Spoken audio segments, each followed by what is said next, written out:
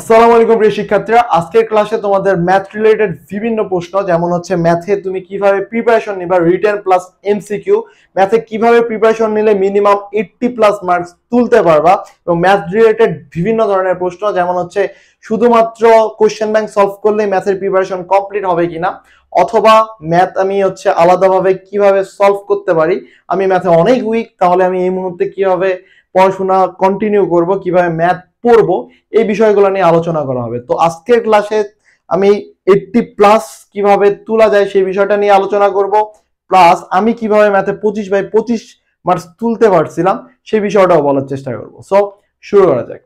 প্রথমে আসি, ম্যাথ তুমি কিভাবে প্রিপারেশন নিবা, রিটেন প্লাস এমসিকিউ। এই জায়গায় সবাই একটা ভুল করে যে আমি হচ্ছে ভাইয়া রিটেন মনে হয় আলাদা প্রিপারেশন নিতে হয়, এমসিকিউ মনে হয় আলাদাভাবে প্রিপারেশন নিতে হয়। এই জিনিসটা সব থেকে বড় ভুল। তোমার রিটেন প্লাস এমসিকিউ দুইটা কিন্তু একই সাথে প্রিপারেশন নিতে হবে, এবং দুইটার টাইপ প্রাইস সেম, দুইটার টাইপ প্রাইস সেম। এখানে কোনো আলাদাভাবে কোশ্চেন হবে না যে শুধুমাত্র এমসিকিউ এর জন্য এগুলো এবং রিটেনের জন্য এগুলো। এমনও হইতে পারে যে এমসিকিউ এর প্রশ্ন তোমাকে রিটেনে তুলে দিছে, অথবা রিটেনের প্রশ্ন এমসিকিউ দিয়ে দিছে। তো সেই ক্ষেত্রে তোমাকে কিভাবে প্রিপারেশন নিতে হবে, সেই ক্ষেত্রে তোমাকে প্রিপারেশন নিতে হবে টাইপ ওয়াইজ সলভ। এখন এই টাইপ ওয়াইজ সলভ বলতে কি বোঝানো হইতেছে, important topic type wise solve করতে হবে। এই ইম্পর্টেন্ট টপিক তুমি কিভাবে পাবা, ইম্পর্টেন্ট টপিক তোমাকে, ধরো তুমি হচ্ছে সরল রেখা পড়তেছো, এবং সরল রেখা পড়তেছো, তোমাকে বুঝতে হবে কোন কোন টাইপ থেকে সর্বাধিক প্রশ্ন আসে, কোন কোন টাইপ থেকে কোন কোন সালে সর্বাধিক প্রশ্ন আসছে। তো সেই ইম্পর্টেন্ট টপিক যদি তোমার মিস যায়, তার মানে তোমার 1 মার্ক মিস যাওয়ার চান্স আছে। এই জন্য তোমাকে কোন একটা অধ্যায় শুরু করার আগে ইম্পর্টেন্ট টপিক অবশ্যই অ্যানালাইসিস করতে হবে। এবং ইম্পর্টেন্ট টপিক তুমি যদি নিজে অ্যানালাইসিস করতে পারো অনেক ভালো, আর যদি করতে না পারো তাহলে আমাদের ইম্পর্টেন্ট টপিক অ্যানালাইসিস ক্লাসগুলো দেখবা, রেগুলার আমরা আপলোড দেই, এবং সেগুলো ইম্পর্টেন্ট টপিকগুলো অনেক বেশি ইম্পর্টেন্ট, এগুলা কখনোই মিস দেওয়া যাবে না। তো তোমাকে এই কাজটা করতে হবে যে আমাদের ইম্পর্টেন্ট টপিক অ্যানালাইসিস ক্লাসগুলো দেখতে হবে, এবং আমাদের টেলিগ্রাম গ্রুপে তুমি জয়েন হয়ে থাকো, সেখানে আমরা হচ্ছে রেগুলার কোন কোন ক্লাস আপলোড দিচ্ছি সেটা আপডেট দেওয়া হয়। সো তুমি যদি নিজে পারো ইটস ওকে, যদি না পারো তাহলে অবশ্যই আমাদের এই ক্লাসগুলো তোমাকে দেখতে হবে। এখন টাইপ ওয়াইজ যখন তুমি ইম্পর্টেন্ট টপিক তুমি সাপোজ জানলা, এখন তুমি কি করবা, অবভিয়াস তোমাকে হচ্ছে আগে সেই সূত্রটা জানতে হবে। যে তুমি টপিক জানলা যে হচ্ছে পোলার স্থানাঙ্ক, কার্তেশীয় স্থানাঙ্ক, তো সেই সূত্রগুলো তুমি জানলা। জানার পর যেটা করবা, বই খুলবা, সেটা হচ্ছে রূপন্তী পাবলিকেশন বলো, এসি আহমেদ বলো, কেতাবউদ্দিন স্যার বলো, যারই বই আছে, এতদিন যার বই সলভ করছো সেই বইটাই করবা, নতুন করে বই কেনার কোনো দরকার নেই। তো তুমি সেই বইয়ে ওই টাইপের দেখবা যে এক্সাম্পলে অনেক ম্যাথ দেওয়া আছে, মিনিমাম 2টা থেকে 4টা, 2টা তো ম্যাথ দেওয়াই থাকে। তো এক্সাম্পলের ম্যাথটা তোমাকে করতে হবে। তুমি আগে সূত্রটা জানলা, এক্সাম্পলের ম্যাথটা করবা। এক্সাম্পলের ম্যাথটা করার পর তুমি অ্যাকচুয়াল বুঝবা যে আসলে ম্যাথটা কিভাবে হইতেছে। এরপর টেক্সট বুকের দেখবা সেকশনে চলে যাবা। তো তোমার হচ্ছে প্র্যাকটিস সেকশনে যাবা। প্র্যাকটিস সেকশনে গেলে দেখবা যে ওই একই টাইপের 5 থেকে 10টা ম্যাথ দেওয়া আছে। তো সেইখান থেকে 2 থেকে 3টা ম্যাথ করবা, 2 থেকে 3টা ম্যাথ করবা, যাতে করে তোমার যেই প্রবলেমটা সলভ করলা, যেই সূত্রটা জানলা এবং সেটা নিয়ে এক্সাম্পলে একটা ম্যাথ করলা, করার পর এই যে যখন প্র্যাকটিস সেকশনের ম্যাথটা করবা না, তখন তোমার হচ্ছে আইডিয়াটা ক্লিয়ার হয়ে যাবে, এবং ওই জায়গা থেকে যে কোনো টাইপের ম্যাথ তোমার মাথার মধ্যে ক্যাচ করবে। তো এইভাবে করে তোমাকে করতে হবে। এখন বইয়ে সব ম্যাথ করতে হবে কিনা, তুমি যদি এইভাবেই প্রিপারেশন নাও তাহলে তোমার রিটেন প্লাস এমসিকিউ কিন্তু কভার হয়ে যাইতেছে, এখন বইয়ের কি সব ম্যাথ করতে হবে? দ্য অ্যান্সার ইজ অবভিয়াস না, বইয়ে সব ম্যাথ করতে হবে না। এখন এই জায়গায় আমার টাইপ আছে, ডিপেন্ড করে যে তুমি হচ্ছে অ্যাকচুয়াল তুমি কত মার্কস তুলতে চাইতেছো। যদি তোমার এমন হয় যে আমি 1-2টা এমসিকিউ বাদ দিব, তাতে আমার কোনো প্রবলেম নাই, বা 1-2টা এমসিকিউ মিস যাক, তাতে আমার সমস্যা নাই, সেই ক্ষেত্রে বইয়ে সব ম্যাথ করতে হবে না। যদি তোমার এমন টার্গেট থাকে, না ভাই আমার মতো যে 25-এ 25 আমাকে পাইতেই হবে, ম্যাথে 25-এ 25 পাইতে হবে, আমি 1 মার্কও ছাড় দিতে চাই না, সেক্ষেত্রে অবভিয়াস তোমাকে বইয়ে সব ম্যাথ সম্পর্কে ধারণা থাকতে হবে। সেক্ষেত্রেও তোমার সব ম্যাথ করতে হবে না, বাট সব টাইপ এবং সব ম্যাথের সেকশন তোমার মিনিমাম একবার হলেও করা থাকতে হবে। তুমি যদি আগে কখনো ম্যাথের সব ম্যাথ না করো, তাহলে এই মুহূর্তে এসে যদি এমন হয় যে তোমার আগে 80% প্রিপারেশন কভার আছে, 80% ম্যাথ পারো, সেই ক্ষেত্রে আমি বলবো হ্যাঁ 20% করো।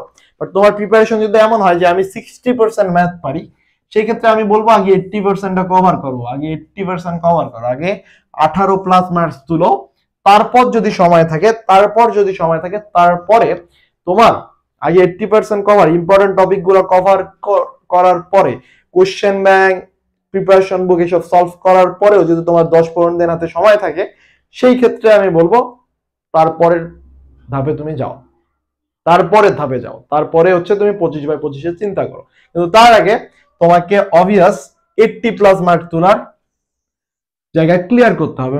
এই জন্য যেটা করতে হবে সেটা তো আমি বললামই, যে তোমাকে হচ্ছে ইম্পর্টেন্ট টপিক ধরে ধরে ওই ম্যাথগুলো সলভ করতে হবে। এখন আমি কিভাবে 25/25 পাইছিলাম সেটা বলি, যে হচ্ছে আমি কেন 25/25 পাইছিলাম। এর কারণ হলো যে আমি ম্যাথ বইটা টোটালি মিনিমাম অনেকবার সলভ করছি, মিনিমাম 5 থেকে 7 বার তো সলভ হবে।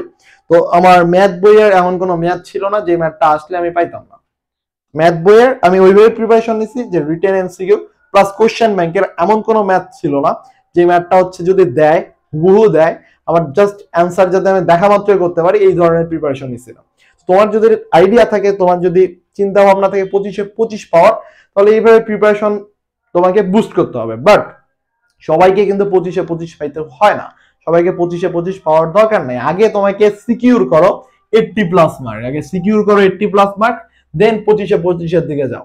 আগে যখন তুমি বুঝবা যে হ্যাঁ এখন আমার 80 থেকে 85% মার্কস পেতে আসতেছে যে কোনো ধরনের এক্সাম, সেই ক্ষেত্রে তোমাকে আমি বলবো যে অবভিয়াস তুমি হচ্ছে তারপরের ধাপে যাও। এবং এই জন্য তোমাকে রেগুলার এক্সাম দিতে হবে। এবং সিলি মিস্টেক হয়, অনেকে বইয়ে সব ম্যাথ পারে তারপরে পরীক্ষার মধ্যে যে একটা করে এমসিকিউ ভুল করে, 2টা করে এমসিকিউ ভুল করে। এই যে সিলি মিস্টেক গুলা হইতেছে, এই সিলি মিস্টেক গুলা কিভাবে তুমি কভার করবা? এই সিলি মিস্টেক কভার করতে পারবা তখনই যখন তুমি রেগুলার এক্সাম দিবা, মিনিমাম 2টা থেকে 3টা, প্রতিদিন মিনিমাম 2টা থেকে 3টা এক্সাম দিতে হবে। সেটা অনলাইন অফলাইন যেখানে পারো সেখানে মিনিমাম 2টা থেকে 3টা এক্সাম দাও এবং রেগুলার প্র্যাকটিসের মধ্যে থাকতে হবে। রেগুলার প্র্যাকটিস, যত বেশি প্র্যাকটিস করবা তত বেশি তুমি হচ্ছে ওই বিষয়টা, ওই টপিকটা সম্পর্কে তত বেশি তোমার ধারণা বাড়বে এবং মিস্টেক তত বেশি কমবে। আমরা জানা জিনিসই সিলি মিস্টেক করি, এই জন্য তোমাকে বারবার প্র্যাকটিস করতে হবে, আর প্র্যাকটিস করার একটাই মাধ্যম হলো বেশি বেশি এক্সাম দাও। সিলি মিস্টেক কমানোর একটাই মাধ্যম বেশি বেশি এক্সাম দাও, বেশি বেশি এক্সাম দিবা। এবার আরেকটা কোশ্চেন তোমাদের অনেক কমন, যে কোশ্চেন ব্যাংক সলভ করলে কি আমার ম্যাথ কভার হয়ে যাবে? The answer is no. Question bank শুধুমাত্র সলভ করলে তোমার ম্যাথ প্রিপারেশন কভার হবে না। কোশ্চেন ব্যাংক তখন সলভ করবা যখন তুমি সাপোজ একটা অধ্যায় সরলরেখা পড়তেছো, ইম্পর্টেন্ট টপিক গুলো জানার পর ইম্পর্টেন্ট টপিকের এক্সাম্পলের ম্যাথ করলা, দেন বইয়ের সেকশনের ম্যাথ করছো, বইয়ের সেকশনের ম্যাথ করার পরে কোশ্চেন ব্যাংক সলভ করবা। দেন কোশ্চেন ব্যাংক সলভ করলে তোমার হচ্ছে ইফেক্টিভলি কাজে দেবে। তুমি শুরুতেই কোশ্চেন ব্যাংক সলভ করছো, বইয়ের কিছু জানো না, তুমি ইম্পর্টেন্ট টপিক সম্পর্কে কোনো ধারণা নাই, তুমি হচ্ছে জাস্ট কোশ্চেন ব্যাংকটাই সলভ করে গেছো, তাহলে আমি বলবো যে তোমার হচ্ছে জ্ঞানের পরিধি ছোট হয়ে গেছে। সেই ক্ষেত্রে তোমার হয়তো বা 50 থেকে 60% প্রিপারেশন কভার হতে পারে, 50 থেকে 60% প্রিপারেশন কভার হতে পারে, বাট চান্স পাওয়ার জন্য এটা যথেষ্ট না। কারণ তোমার কম্পিটিটররা এর থেকে ভালো প্রিপারেশন নিতেছে। তোমার টার্গেট তো 80+ থেকে 20+ মার্কস তোলা, তাই না?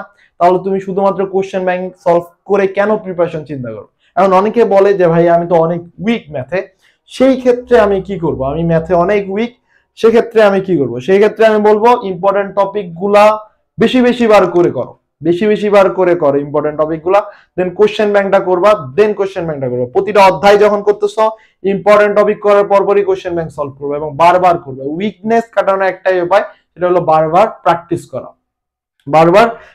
করা। এখন অনেকের হচ্ছে ম্যাথ মাথায় ঢুকে না, সেই ক্ষেত্রে আমি বলবো যে ম্যাথ তোমার দাগানোরই দরকার নাই, তুমি ম্যাথের বদল বাংলা অথবা ইংলিশ দাগাও, তোমার জোর করে এটা ঢুকানোর কোনো দরকার নাই, তাহলে তুমি মারাই খাওয়া।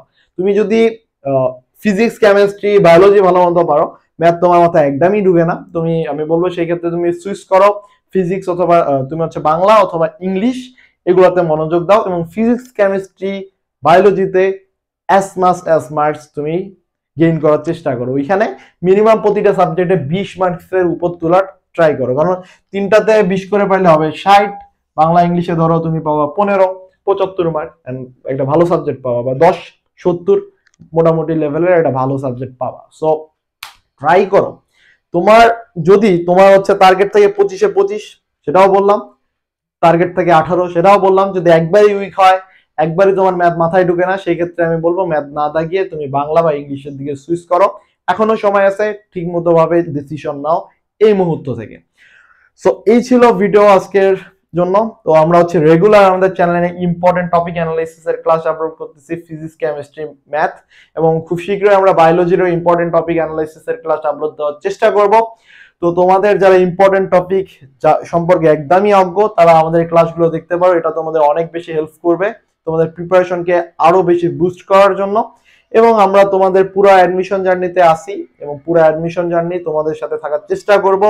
তো তোমাদের কতটুকু হেল্প হইতেছে আমাদের ক্লাসগুলা বা কতটুকু হেল্প হইতেছে আমাদের গাইডলাইন গুলা, এটা অবশ্যই কমেন্ট করে জানানোর চেষ্টা করবা, এতে করে আমরা বুঝতে পারি হ্যাঁ যে আমি যেটা ডেলিভার করতেছি তোমাদেরকে সেটা তোমাদের কাজে দিতেছে।